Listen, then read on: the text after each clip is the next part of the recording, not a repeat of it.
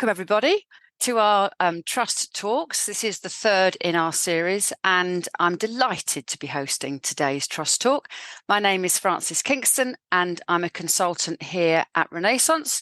I'm an ex-teacher, and I work really closely with trusts in my day-to-day job. I've been with the company for 5 years, and I know on a personal level and professional level, Natalie Fountain here today, so I'm really excited about having her here today. The purpose of these talks is to talk to trust leaders, to explore their challenges, find out about their successes, and really, I suppose, how their trusts have evolved to be what they are today. I'm going to hand over to Natalie. Natalie, welcome to today's Trust Talk. Hello, everyone. Thank you for joining us today. Do you want to introduce yourself as to who you are and what your current role is? Yeah, hi everyone. So I'm Natalie Fountain, and my role is Regional Educational Director for WISE Multi-Academy Trust. And where are you based, Natalie? I know where you're based, but you cover quite a big part of England, don't you? That's right. So we're a trust in the northeast England. So we are a multi-academy trust that serves 4 local authorities at the moment. So Northumberland, Newcastle, South Tyneside and Sunderland. Geographically, our academies, there's 13 academies within our trust, so we look like we're relatively close. The travel and distance between our 2 furthest apart academies is an hour, so we can get there over lunchtime. And, you know, we like the fact that we're quite close together. Our academy trust is separated out into 3 regional hubs. And so there's another person who does the same job as I do. So my role is the director of the South of Tyne hub, where there's 5 schools, one of those schools being a special school for SEMH provision. And then we've got 4 schools in Northumberland and 3 other schools in Northumberland and 1 in Newcastle. So you can see the structure of our trust there. And obviously, this is made up of many schools that have grown over the years, but the way that the trust has evolved is quite complex. So do you want to, for those people who are listening, just to explain what we can see here? Yeah, so this is just really an oversight of the various roles we have within our head office or central team facility, so the wraparound services around all of our schools. So obviously we've got our CEO, Zoe Carr, and beneath that we've got an executive team of another 4 people. So myself and the other regional educational director, plus an operations director and a finance director, each of whom manage a significant amount of teams and people that filter through and provide the wraparound services, of which, to be perfectly honest, we couldn't manage to be without them. I think the biggest thing for our trust and the biggest change, in a sense, is so 5 years ago, our trust doubled in size overnight. And it was at that point that I joined the trust. And so that additional level of or layer of leadership, in a sense, and the line management of our head teachers was probably the biggest shift in our organisation. But actually it's allowed us to keep that intimate knowledge of schools and, you know, an understanding of the pupil population and also the staff. So that close-knit and, sharing of intelligence on a 4 or 5 school basis, which then allows us to bring that information together, really does help us to understand our schools particularly well. I mean, you use the term wraparound. Is that literally for each individual academy? Yeah, that's right. And obviously dependent on, maybe the age of the building that the academy is in, or if there are particular staffing issues that are happening, some schools might tap into it more than others at different times. But we've certainly got the same hub structures, for example, finance linked officers, for governance structures. And so we try to link people to the same hubs, so that then obviously my role in liaison with the central team is particularly the same people, but in the way that we would bring the educational aspects or worries or celebrations back together on a weekly basis at the executive team, then the operations director and finance director and HR do bring that intelligence as well for us to just, maintain a really good understanding of what's going on at academy level. And of course, you have that direct understanding being an executive head as well. And that's when I first met you. I think it was probably over 4 or 5 years ago. And I know that your involvement as a hub leader as well was starting to really grow there. But where did you start to see the successes in your school, particularly with literacy and maths? Well, we'd always used accelerated reader, and even in a previous role, so I was head teacher of a different school before the hub lead role, outside of the trust, and we'd used accelerated reader and seen a lot of success in the amount of words that children were reading, the engagement, and just really getting children reading. Would seen that. But what we hadn't really appreciated was all of the analytics that sit beneath that, and how we could be using those in a much more focused way. So initially, when I first started at the trust, all of our schools at that point were using accelerated reader on a very basic level. And then in 2019, we had some dips in our results that were pretty unexpected. And so then together as an executive team, we decided that we needed to come together and try to have a bit of a more focused and strategic game plan in terms of improving our reading results in some of our schools. And that's when we became in contact with you, really, and you offered a huge package of support for us all, and got everybody really reignited in using the Renaissance products, but just in a more focused way to help us with intervention.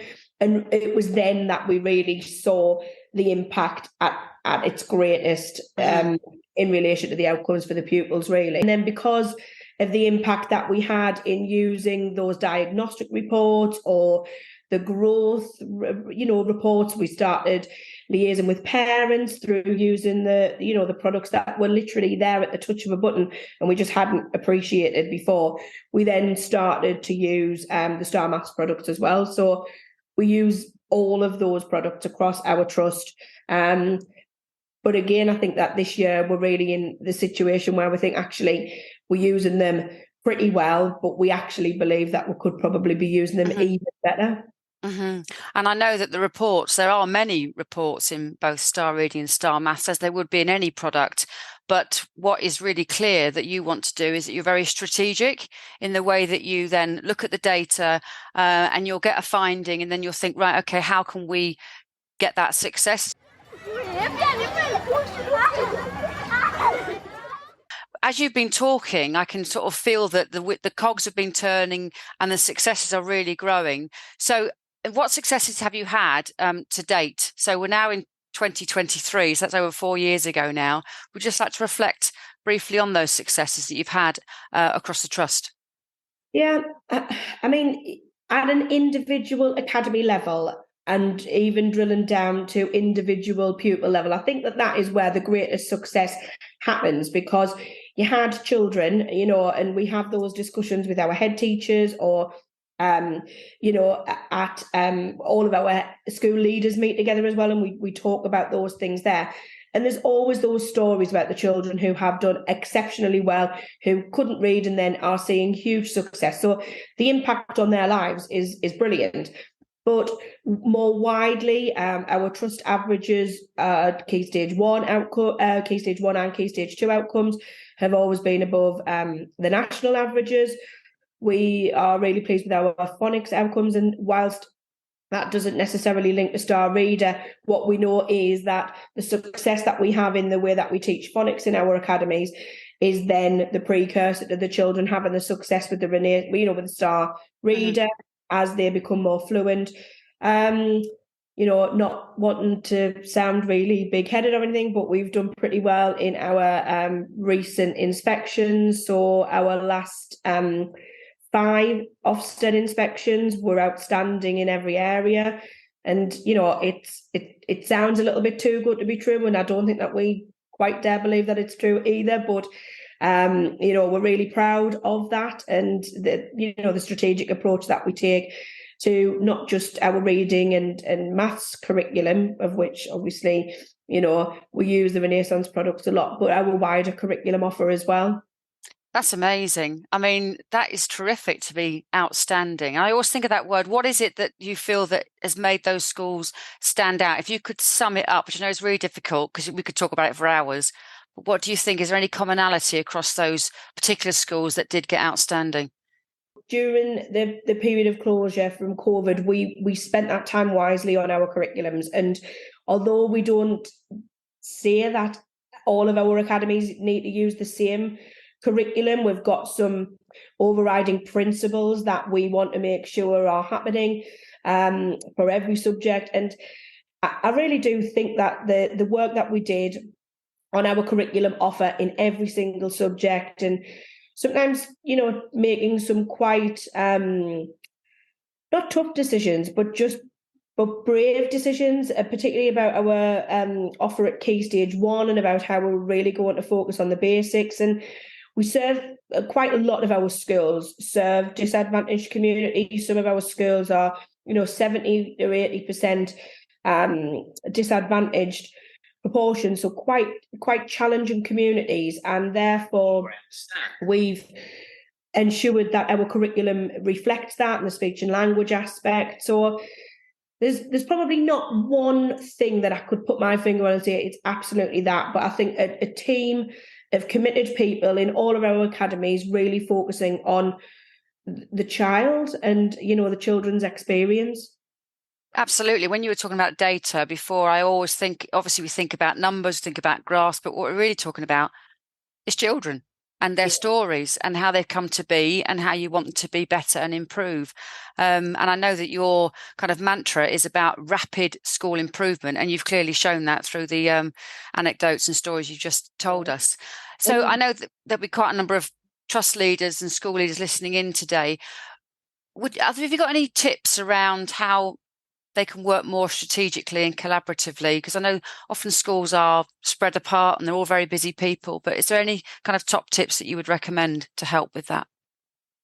I think the main thrust of what we wanted to achieve was around the consistency. So even though we're not all teaching the same reading curriculum or we don't teach the same phonics program, ultimately the children are tested on the same tests and at the end of Key Stage 2. So we wanted to make sure that we were getting the best out of the product that we were using.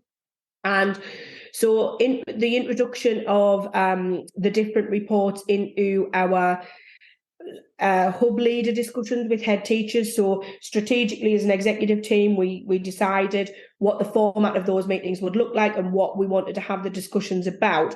So we knew that across all of the schools, we were unpicking the data to the same level of detail. Mm-hmm. Because what we also appointed accelerated reader leads in each of our academies. And so their role, and were instrumental in training those people up, was to make sure that the practical side of the quizzing and the star reader tests was all in place and ready for us to go, so that the process is really easy for the teachers. They don't really, once they're registered on the system, they don't really have to do a lot. So deciding as an executive team what we wanted to know and what we wanted to use the data for, and then looking at those same either cohorts of children or individual children at the next meeting that we had and the next meeting. So really bringing those to the forefront of our discussions, but also making sure that within our performance management or appraisal system that we talked about the data in those and we're using it with, we use some other tests, we use NTS tests as well, and triangulating all of that evidence. So I do feel that is probably something that just made the data that was available on everybody, put it on everybody's radar in a sense. And I know that there will be challenges. There are always challenges. I mean, we're starting a brand new year. I expect you probably know the challenges that are already, they're ready for you to face. Yeah. You talk about tackling the source of a problem. What does that actually mean? And can you give some examples? Yeah, well, I suppose, I've talked about the inspections, I've talked about our trust average and things, but beneath that, there are schools within our trust where we know that actually we need to be better at certain things. And we have the discussion about sometimes, you talk about the bottom 20%, or you talk about the children who aren't grasping things as well as they should. And we seem to have those repeated conversations about those same types of children or groups of children year on year. And what we wanted to do was try to prevent, particularly at the end, once those children transfer into Key Stage 2, we wanted to try to have less of those children, because we had children who have particular identified special educational needs where we would know the reasons for their struggles. But there was still sometimes a group of children who just weren't doing as well as what they should have been. So we had some, we're a research school as well. And so we've got quite a few skilled people who have been doing a lot of research.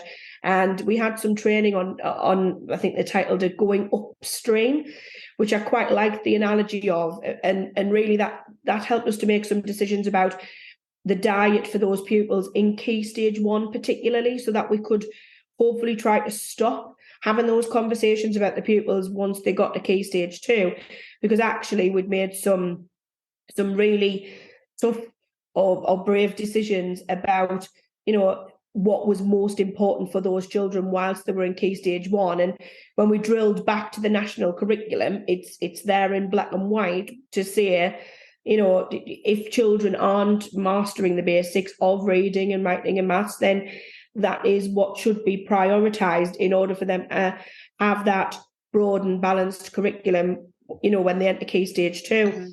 And that doesn't mean that our children in Key Stage 1 don't have a broad and balanced curriculum. They do, but not at the expense of any huge gaps in their learning in the basics. So that's really what when we talk about going upstream, to try and hopefully intervene that little bit earlier and not be plugging the gaps when those children, become a bit older. I'm just envisaging you like salmon leaping upstream now.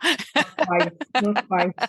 But that takes bravery to do that. And actually, when you know it is the right thing to do and you decide as a team collaboratively, then that will cascade down. And you talked about, your recent 5 schools getting outstanding. That just doesn't happen by accident.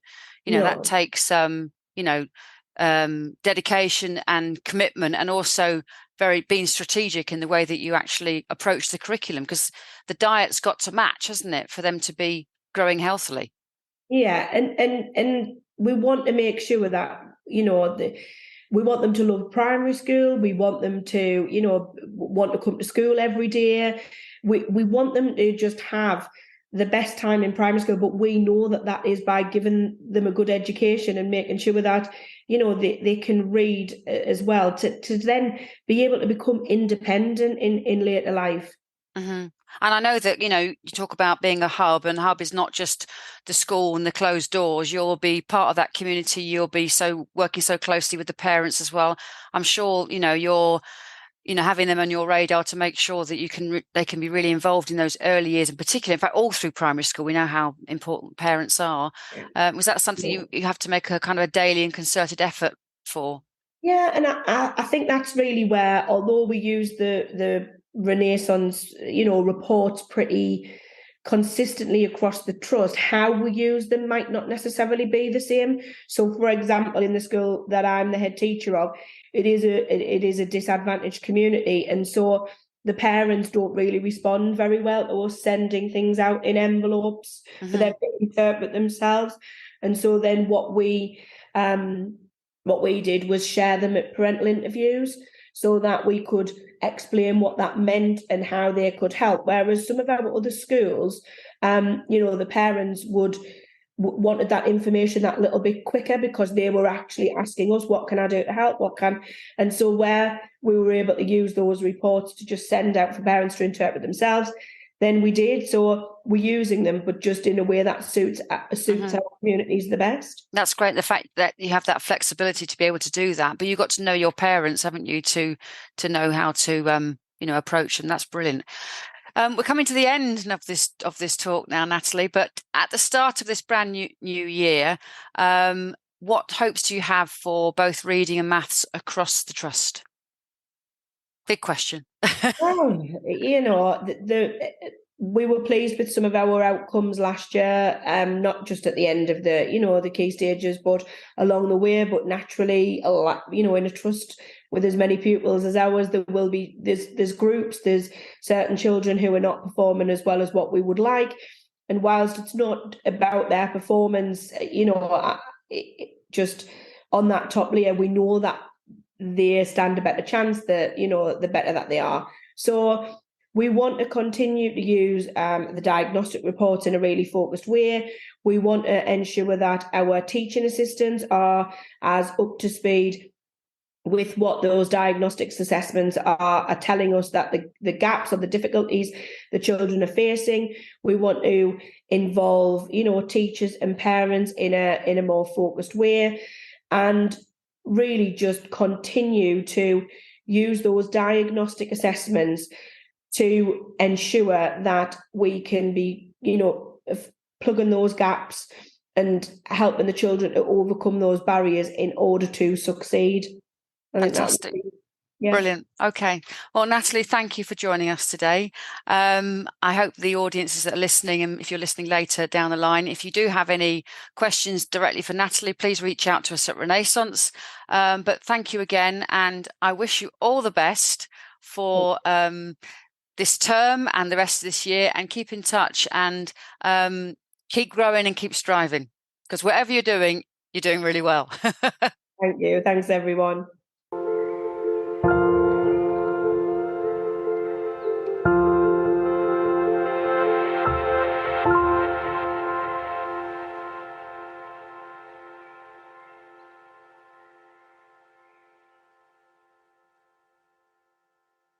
If you enjoyed this episode of the Renaissance Space podcast, please check out the Education Joining the Dots podcast from our colleagues at GL Assessment. Thank you.